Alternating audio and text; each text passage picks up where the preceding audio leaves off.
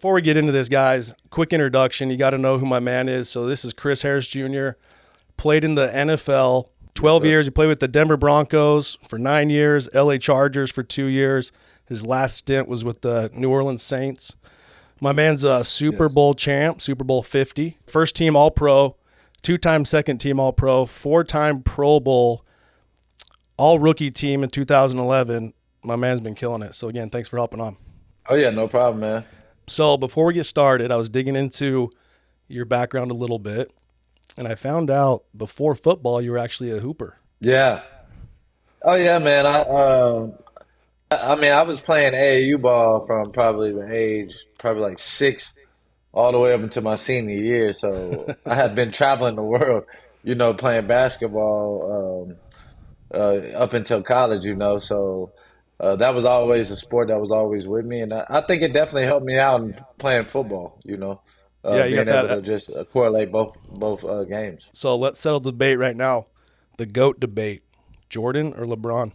Oh, I gotta go with Jordan. Just being an '80s baby. We gotta rock with Jordan. But LeBron, man, what he's doing is amazing. I'm a Lakers fan, so I gotta rock with LeBron. But Kobe, MJ, and LeBron, that's my Mount Rushmore right there. So those are my 3 guys right there. I'm with you. I played a little bit of Yeah, ball growing up myself. I played some high school ball, so I was too short to get any further past that.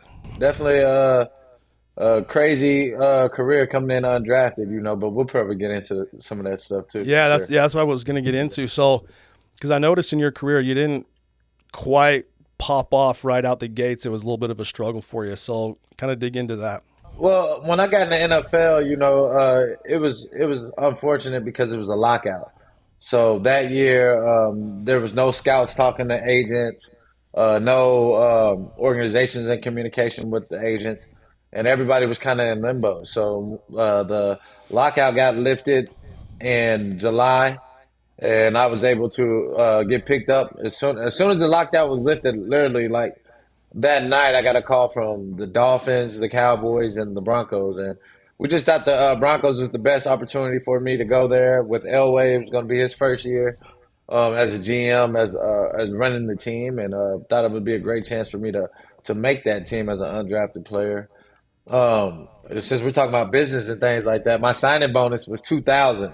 Wow. So I was able to, have the lowest signing bonus, but still, be able to go and flip that 2,000 to 12 years, So we're talking about business, I So love that's that. I what I love was that. able to do. I think my when I first got the 2,000, I think only thing I could buy was like a PS4 at that time. Some groceries. I couldn't really make sure I could. I was staying in a hotel, so it wasn't too much I could do with it. But man, it was just it was just an opportunity to be able to go up there and try to make that team. And then I was all rookie team, so being able to I actually came out in the NFL right at the gates, making plays. But being an undrafted, you kind of got to do above and beyond, what the first rounder does because they'll get more pub, more, notoriety. So it took probably like 4 years for people to really notice what I was doing in the league. But I was all rookie team my first year, so kind of the NFL guys kind of understood what I was doing. Yeah.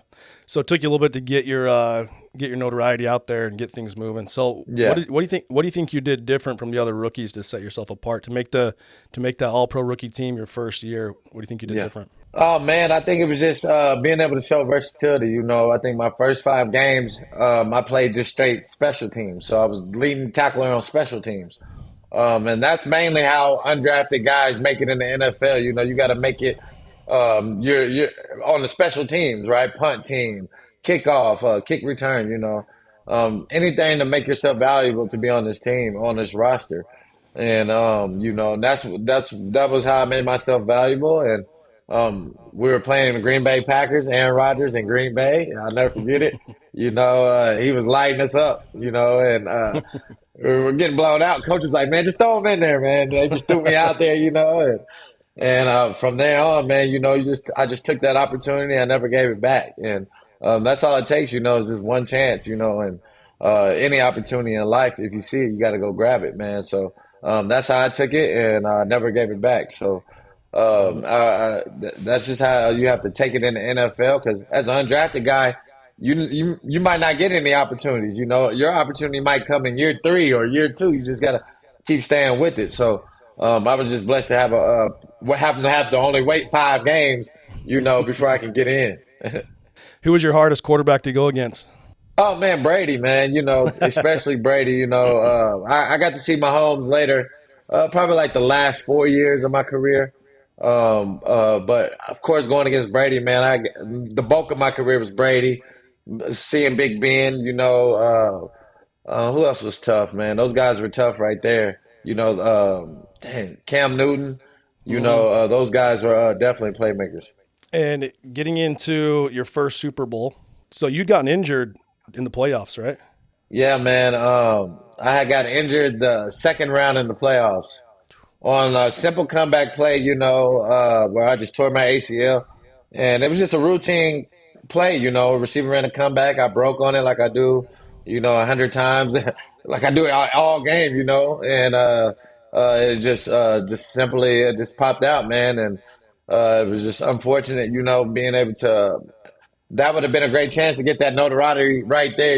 Us going to Mm-hmm. the Super Bowl, me being the number one corner at that time, and being that one of those staple guys on the defense. But getting injured right there, I think that definitely gave me more motivation to come back my 4th year and really take it to that next level to be one of the lead guys in the league. Love it, man. So 2 years later, you faced Yeah. Cam Newton, right? Super Bowl 50. I was wondering about this. So the team got just absolutely destroyed in Super Bowl 48 against the Seahawks. Yes, Two sir. years 2 years later, you guys come up. What was the mindset? Was there a little extra fire going into Super Bowl 50 after you guys experienced such a big Yeah. loss? Oh yeah, man. What people don't know is I think we were down probably 10 starters on defense in that Super Bowl 48. So Wow. they really didn't face our real team that year, Our offense was a juggernaut with Peyton in them, but they pretty much carried us because we were, Von was hurt, I was hurt, Derek Wolf, a lot of guys that didn't even get to play in 48 played in Super Bowl 50. So I think that's like something that people always they don't really realize or know that was going on, But Right. that was our first chance, first time playing in those games. Me, Von Wolf, a lot of those guys on the defense. So we were excited, man, and we knew we could feel it. When you go to the Super Bowl, you get kind of like 2 weeks to prepare for the game, and Mm-hmm. we already had the game plan down.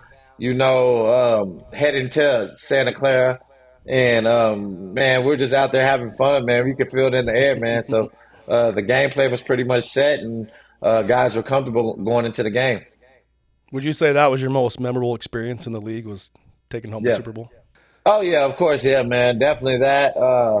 Going to Pro Bowls, going taking the family, to Disney, as a whole, and the things how you celebrate with that, definitely doing those, getting all pros, definitely is right up there with getting a Super Bowl, man. Facing Tom Brady in the AFC Championship in Denver, those are crazy games that you always remember for sure. So a lot of guys that tune in, a lot of sales guys watch our content, and it's similar Yeah. to being a professional athlete, where a lot of these sales guys work 4 months of the year, and then they have 8 months where Hmm. they're and we call it off season, right? Or they'll go work for a 10-day sales trip, and they'll come back for 20 days and stay home. I heard that you're a grinder when it comes to the off season. Yeah. How important for you was that off season work in order to stand out during the regular season? Man, everybody's always trying to take your job, So as a salesman, you're right. Somebody's always trying to take that, take your sale, right? They're trying to hop in front of you and be able to finish the job, right? Seal the deal, right? And that's how I was every off season. I tried to prepare myself to be able to have a great season. Things that I struggled before or in the previous year, try to be able to fix that, try to tone that up to be able to not be a weakness in my game next year. So same way with a salesman, right? How can I be able to get this contract or be able to seal this deal with this company or agency? be able to bring a better pitch, better plan compared to what I did last year. So and it's really about giving yourself an honest evaluation, right? Of say, hey, Chris, I gave up 3 touchdowns last year. What do I need to do to improve that to give up less than three? Right. So just finding different ways to improve. I think that's kind of nonstop as a professional, especially in the NFL. To be, if you want to have a long career, right? If you want to have longevity in whatever field that you're in, right? You really can't even really take a lot of naps, right? Like you said, 8 months for a salesman off. That's a long time, right? Hmm. So Hmm. for me, I would try to try to be able to find something else you can add to your value, right? As being a salesman, be more than that. So there's just different ways you can approach it. Love it, man. Thank you for that. Talking about the off season, being in the league, because I feel like from like a fan standpoint, right, the goal is get to the league, whether it's the NBA or the NFL. Everybody, as a little kid, your dream is to be a professional athlete and get that level, right? So give us like Yeah. a little inside scoop. What are some of the difficulties of, when all the lights and the glamour is off? What are some of the challenges of being an NFL player?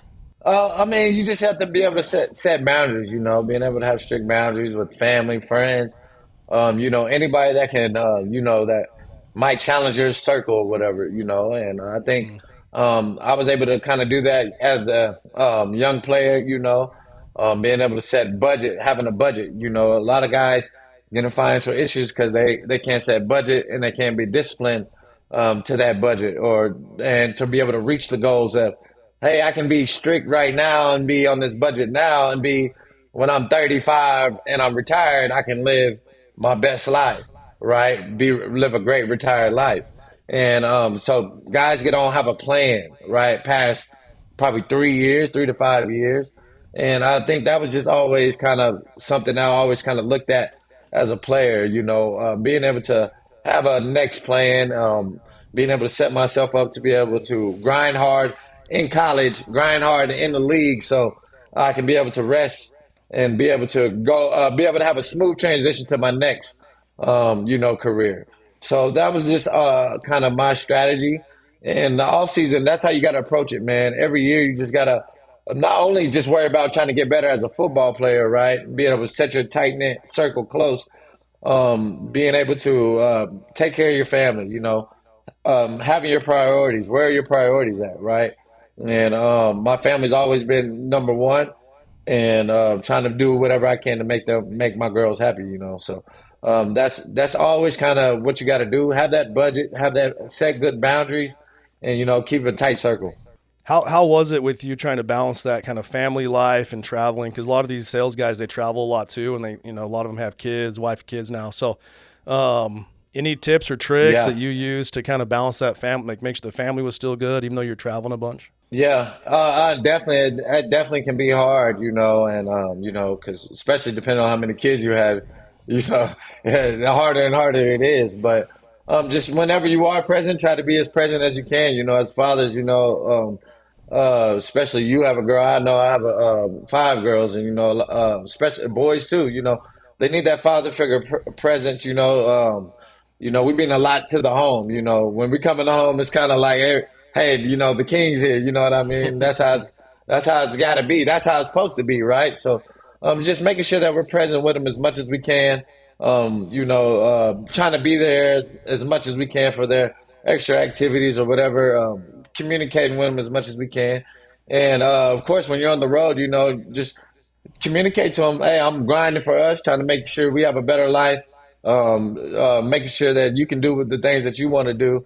That's why daddy has to work, things like that. So I think being honest with kids now is the best way going forward, I felt like I was lied to a lot as a kid, we are probably a lot of people in our generation, and around the 30s and the 40s, probably, were lied to a lot as kids. So I think it's very, very honest, be honest with the kids.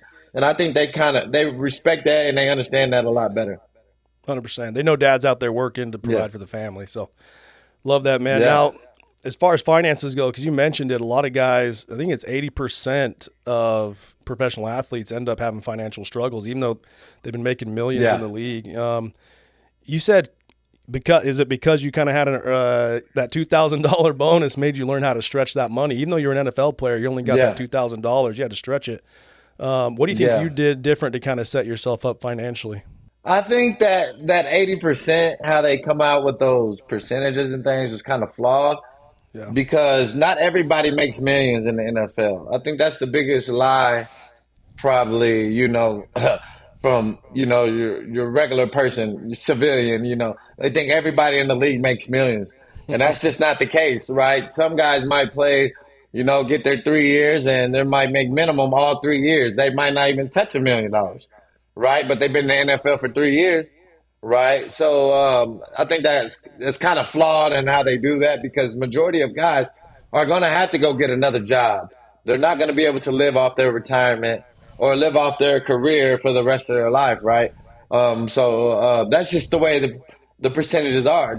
It's not going to be a Mahomes or Brady playing 20 years or guys making 100. Not everybody makes $100 million, right? Or $50 million or $10 million. You know what I mean? So it's very slim on that. So that's why I say it's kind of skewed Mhm. in that. But now I would like to see the numbers probably the next 5 to 10 years, right? Especially with the amount of money these guys are making now in this league. So the money's definitely boosted up. More guys are being able to play longer now because of COVID, right? They added more Mhm. players, to be able to be on the rosters. So it's going to be interesting to see how that percentage goes. But based on those numbers, if we go look at the past guys and what they were getting paid, compared to what we're getting paid now, it's really like no comparison. So that's why I always kind of get skeptical on those numbers. But it definitely is a budget issue, right? I think guys in the NBA, seeing it in the NBA, there's really no excuse, right? It shouldn't be like they should have a high percentage of guys doing well because their money's guaranteed. It's a small number that even make it in the NBA, right? They should have a higher percentage. So compared to the NFL, Right. for sure. I was curious, does the league provide any financial, advice or anything like that, or the players kind of left to figure it out on their own? I'm sure now they have people come in and kind of Yeah. help with that. Yeah, oh yeah, man. They have everything for you if you need a financial advisor, if you need a quality agent. They can recommend you somebody, and most guys, they kind of do that on their own. And usually, if they get a financial advisor, they have to be usually they're certified with the NFLPA anyways already. So that's usually how that works. Most guys that are agents the same way.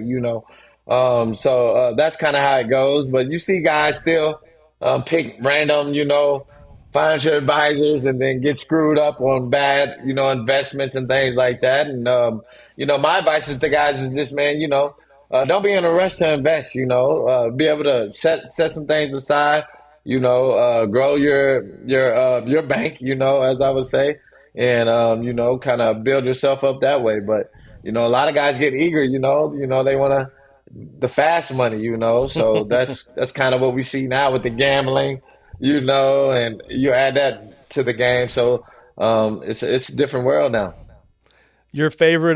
Do you have a favorite investment that you've gotten into? Man, I would say my favorite right now is just land. I got a couple spots just with kind of securing some land, man, and being able to add that equity and kind of sitting on it until they want to build new neighborhoods, Yeah. at that time. So that right there is probably the easiest thing right there that I've done, and being able to add just on my portfolio things like that. We did a lot of things, with my clothing lines, which we did great. Playing during the year, marketing the no-fly zone. My wife coming up with great things like that. And with even with that, doing great enough to be able to just retire with that, as well she did with that. And now it's her time to shine. I think my wife is very she's kind of taking a step back, and now it's she's about to be the breadwinner, man. So I'm excited to see what she does and in this phase, and man, it's gonna be great.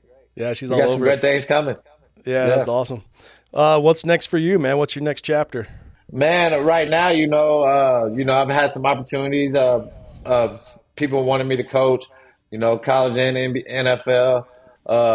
Kids out here wanted me to train in Texas, train these guys, and then NFL guys wanted to come out to Texas and have me train them because I'm kind of like the fundamental technique, kind of like the Tim Duncan guy of defensive backs, So people want me to train them. So. Just a lot of opportunities, and just trying to figure out what fits best with my schedule. Having five girls, it's kind of tough, and they're active too, playing softball, basketball, soccer.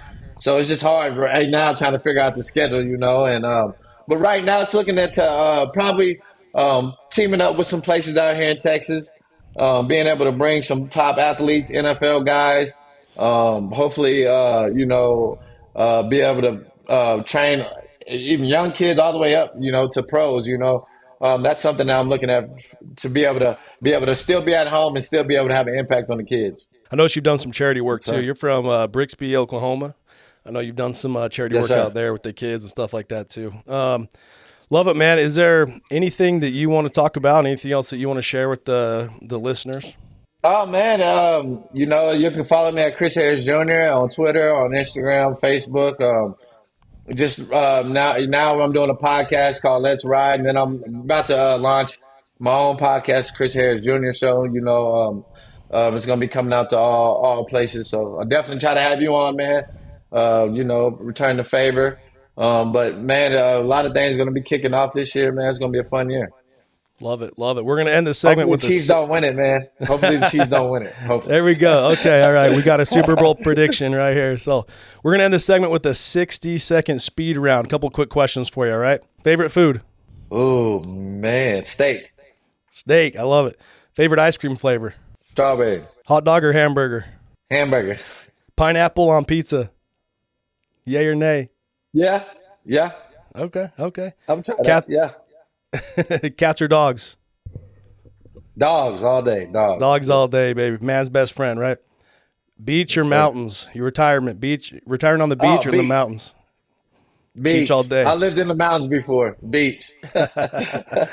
Love it, man. Hey, Chris, thank you so much for hopping on, my man. Wish you the best, and we'll be following your path. Oh yeah, no problem, man. Send me the link, man. Let me know when you launch it. I got you. For Thanks, sir. sure. Have a good day.